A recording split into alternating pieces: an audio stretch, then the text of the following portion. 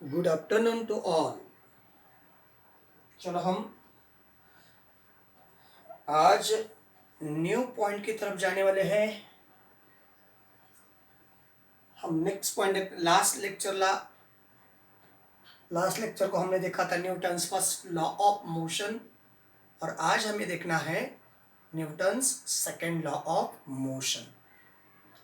Newton second law of motion which is related to momentum, और that momentum, what is meant by momentum? Momentum is a product of mass and velocity. Momentum is a product of mass and velocity. Mass and velocity. So what is the unit of momentum? Unit of mass is equal to kilogram, and unit of velocity is equal to meter per second. So unit of momentum is equal to kilogram meter per second. That is called as momentum, unit of momentum. हे जे unit आहे हे unit MK सिस्टीमनुसार त्याचं unit आहे, त्याला SI unit म्हणतो. तर CGS नुसार हेच unit gram metre per second असं त्याचं CGS मध्ये युनिट येतं. CGS clear? CGS मध्ये ही युनिट आहे. MKS मध्ये कुठलं युनिट आलं? Kilogram metre per second. CGS मध्ये काय आलं? Gram centimetre, not for metre, gram centimetre per second. Centimetre per second. तर अशा प्रकारे हे मोमेंटमचे युनिट आहेत, because momentum has magnitude as well as direction. मोमेंटमला काय काय आहे? मोमेंटमला आहे मॅग्निट्यूड आहे. मॅग्निट्यूड आहे कारण का? तर मासिव्ह ऑब्जेक्ट आहे. अँड आणखीन काय आहे? डायरेक्शन आहे. कारण मॅग्निट्यूडच्या म्हणजे मोमेंटमच्या डेफिनेशन मध्ये वेलॉसिटी येतं. Velocity require direction. वेलॉसिटीला डायरेक्शनची गरज आहे, आणि या मोमेंटमच्या डेफिनेशन मध्ये मासला कुठल्या डायरेक्शनची गरज नाही, पण वेलॉसिटीला डायरेक्शनची गरज आहे. म्हणजे मोमेंटम मध्ये मॅग्निट्यूड पण आहे आणि डायरेक्शन पण असल्यामुळे म्हणजे मोमेंटम हे वेक्टर क्वांटिटी आहे. मोमेंटम हे वेक्टर क्वांटिटी आहे. तर हा जो मोमेंटमचा कन्सेप्ट आहे, हा मोमेंटमचा concept second law of Newton second law मध्ये यूज केला जातो. त्याच्यासाठी 2 क्वेश्चन विचारलेले आहेत. Let us try this. मध्ये 2 क्वेश्चन आहेत पहा. क्वेश्चन पहिला ए, त्याच्यामध्ये 2 मुद्दे आहेत.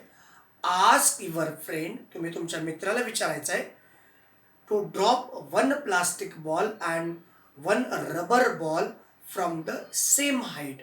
एका हाईटवरनं, समजा या ठिकाणी ही हाईट आहे, या हाईटवरनं सेम प्लास्टिक बॉल, काय काय टाकायचं आहे?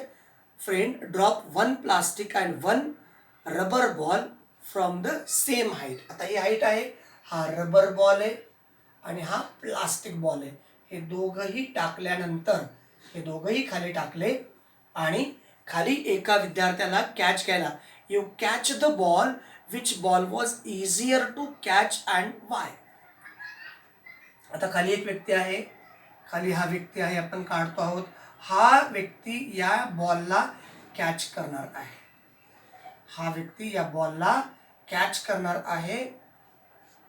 ओके, वरतून येणाऱ्या बॉलला हा कॅच करणार आहे. आता मग आपला मुद्दा असा आहे, या 2 बॉल पैकी, this one is a rubber ball, it is a plastic ball. Out of these 2 ball, which ball is easy to catch? If it is easy to catch, why it is easy to catch?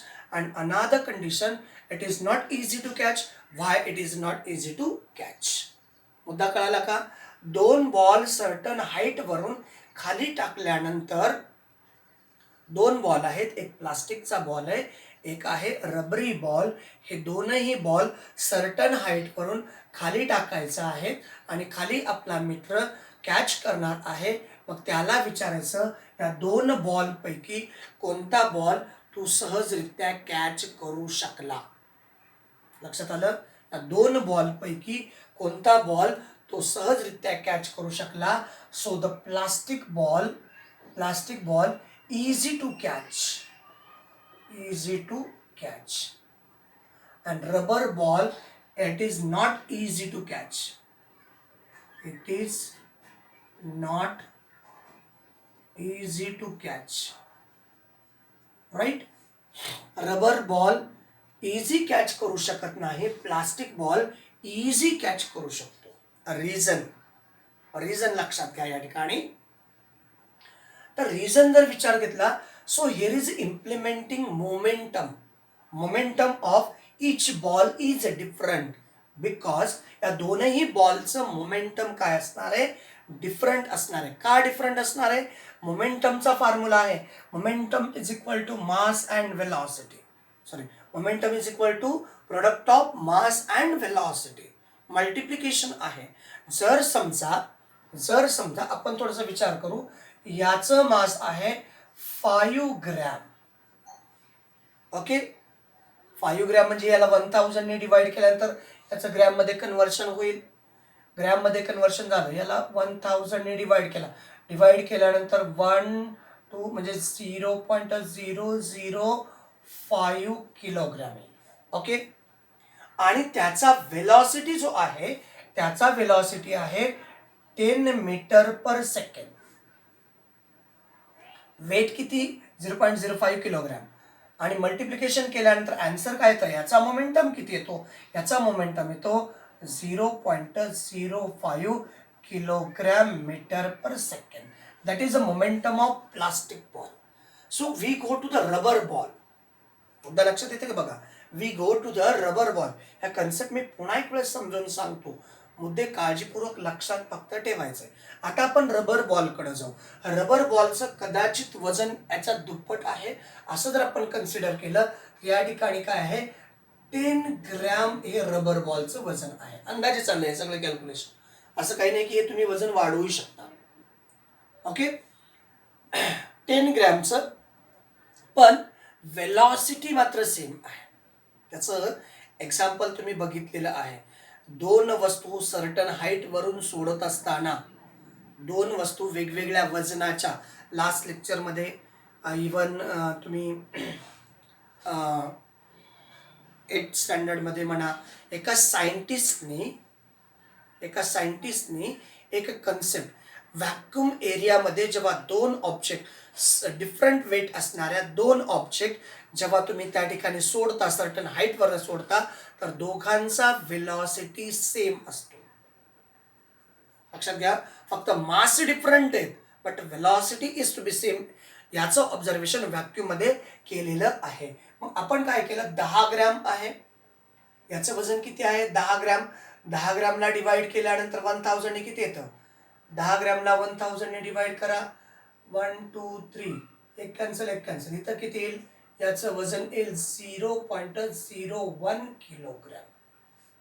Same velocity 10 metre per second into 10 ने याला multiply केलं तर 10 metre per second, याने जर याला multiply केलं तर answer येतं 0.1 kilogram metre per second. That is the momentum of rubber ball and it is the momentum of plastic ball.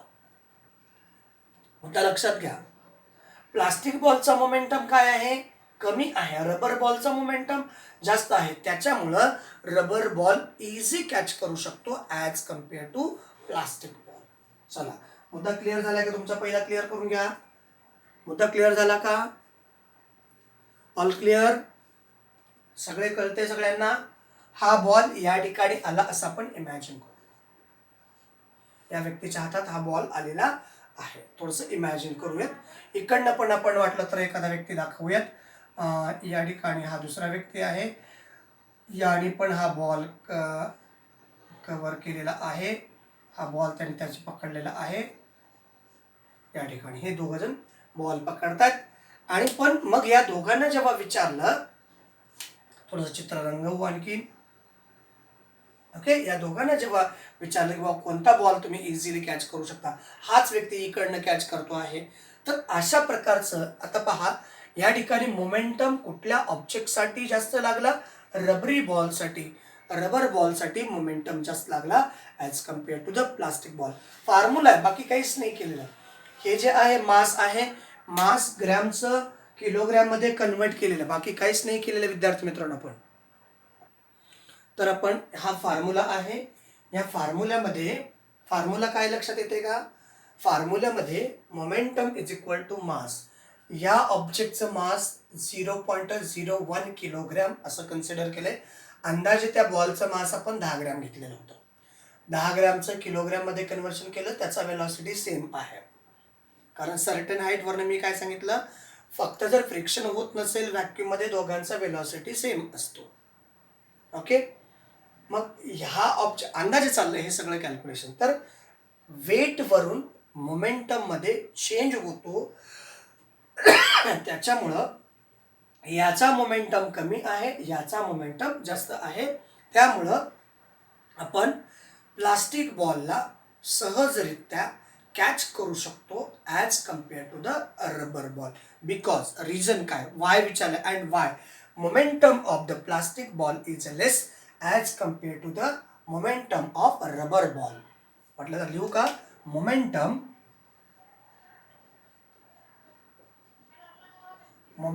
of plastic ball is less as compared to rubber ball.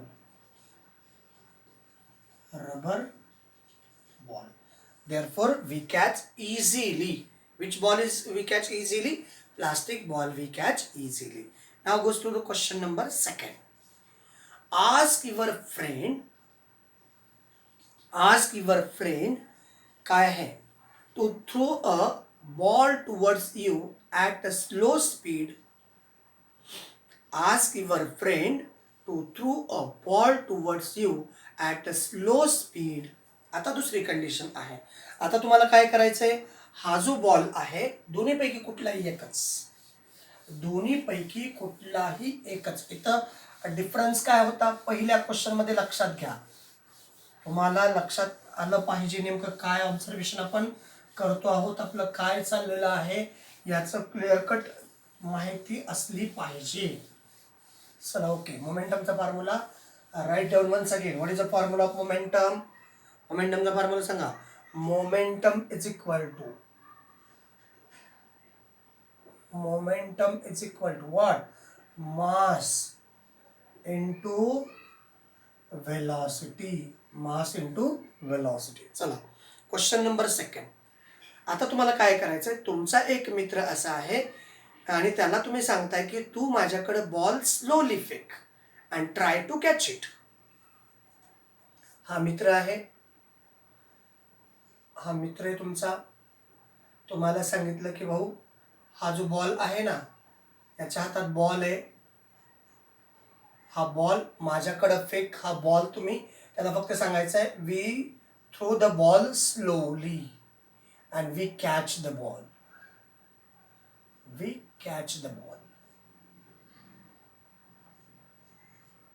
Okay, we catch the ball. आणि ही condition काय, slowly फेकायचं, slow throw आहे, अतिशय हळुवारपणे फेकलेला आहे.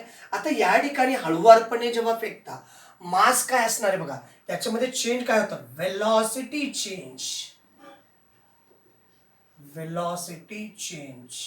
बरोबर आहे का? जर हळू फेकलं तर वेलॉसिटी काय असेल, लेस असेल. दुसरी कंडिशन, आणि catch, try to catch it, आणि मग याला कॅच करायला सांगा, तो कॅच करतो आहे. दुसरा, now ask your friend through the same ball at the high speed. आता काय करायचंय, तोच बॉल याला थोडस वेगाने फेकायला सांगायचं आहे. हाय स्पीड इथं होते स्लो स्पीड. काय चेंज होईल, स्पीड हाय असल्यामुळं वेलॉसिटी चेंज होतो. इथं सुद्धा वेलॉसिटी हाय आहे या ठिकाणी, आणि या ठिकाणी वेलॉसिटी काय आहे, लो आहे. आणि इनडायरेक्टली आपण जर विचार केला तर एका ठिकाणी स्लो वेलॉसिटी आहे. फॉर एक्झाम्पल ऑब्जेक्टचं मास आपण कन्सिडर केलं 0.5. Initially there is a slow velocity. Slow velocity साधारणतः आपण असं कन्सिडर केलं 10 metre per second. that is a slow velocity. So what is the momentum? Momentum of that one is a 5 kilogram meter per second. That is a slow velocity. If it is a fast velocity or high velocity, so there is a 0.5. Mass of the ball is same and speed is to be completely double from that one, that is a 20 meter per second. Therefore the answer विसपच 100, that means it is a 10 kilogram meter per second. So which ball is easy to catch? So there is a low velocity, a ball having low velocity, those ball we have easy to catch. हे आलं का बघा लक्षात. आता तुमच्याकडे म्हटलं try to catch it आणि which ball could you catch with a greater easy and why. तर हा बॉल ज्याची वेलॉसिटी लो आहे तो बॉल आपण इझी कॅच करू शकतो, because according to the formula of momentum of the ball. कारण त्या ठिकाणी मास आणि वेलॉसिटी या दोनही कन्सेप्ट इंट्रोड्यूस होतात. या ठिकाणी दोनही कन्सेप्ट इंट्रोड्यूस होतात आणि या दोनही कन्सेप्ट इंट्रोड्यूस झाल्यामुळं ज्याचं मोमेंटम कमी आहे, कारण मास आणि वेलॉसिटीचा जो रेशो येतो तो स्लो किंवा लेस असल्यामुळं आपण त्या बॉलला इझी कॅच करू शकतो. या ठिकाणी mass of the ball is same but the velocity is hi. So multiplication is to be 10 kilogram meter per second. So momentum is high. In that momentum, this ball could not easy to catch. Result कळाला का बघा. सगळ्यांना concept clear झाला. Systematically पहा, व्यवस्थित पहा. इकडनं एका मुलाने बॉल फेकलेला आहे. पहिल्यांदा त्याचा स्लो स्पीड होता. स्लो स्पीड असल्यामुळं वेलॉसिटी कमी आहे. क्लिअर. सेकंड टाइम आता तोच बॉल त्याने थोडंसं जोराने फेकला. वेलॉसिटी काय झाला, कमी झाला की वाढला. आता एक साधं एक्झाम्पल जरी घेतलात, जो जोराने फेकला जातो त्याला कॅच करण्यासाठी अवघड आहे आणि जो सहज फेकला जातो तो कॅच करण्यासाठी सोपा आहे. आणि मग आपण मोमेंटमचा कन्सेप्ट या ठिकाणी वापरला. या ठिकाणी कशाचा कन्सेप्ट वापरला, मोमेंटमचा. तर मोमेंटम म्हणजेच काय आहे, प्रोडक्ट ऑफ मास आणि वेलॉसिटी. या ठिकाणी मास आणि वेलॉसिटी स्लो स्पीडसाठी मास आणि वेलॉसिटीचा जर प्रोडक्ट घेतला तर मोमेंटम येतं 5 kilogram metre per second square. हा येतो मोमेंटम. आणि हाय स्पीडला momentum 10 kilogram metre per second, एक सेकंड येतो. मग कुठला जास्त आहे मोमेंटम, कुठला जास्त आहे, हाय स्पीडचा मोमेंटम जास्त as compare to low speed. मग कुठला सहजरित्या कॅच करू शकता, लो स्पीडचा बॉल, लो वेलॉसिटीचा बॉल तुम्ही सहजरित्या कॅच करू शकता. लक्षात आले इथपर्यंत. 2 प्रश्न क्लिअर झाले ट्राय दिसचे. काही शंका आहे, चला ओके. आता सध्या आपण याच ठिकाणी थांबूयात. नेक्स्ट व्हिडिओमध्ये नेक्स्ट न्यूटन सेकंड लॉ सी रिलेटेड नेक्स्ट कन्सेप्ट नेक्स्ट व्हिडिओमध्ये घेऊन येणार आहोत. तोपर्यंत आपण इथेच थांबूयात. Thank you, thanks a lot.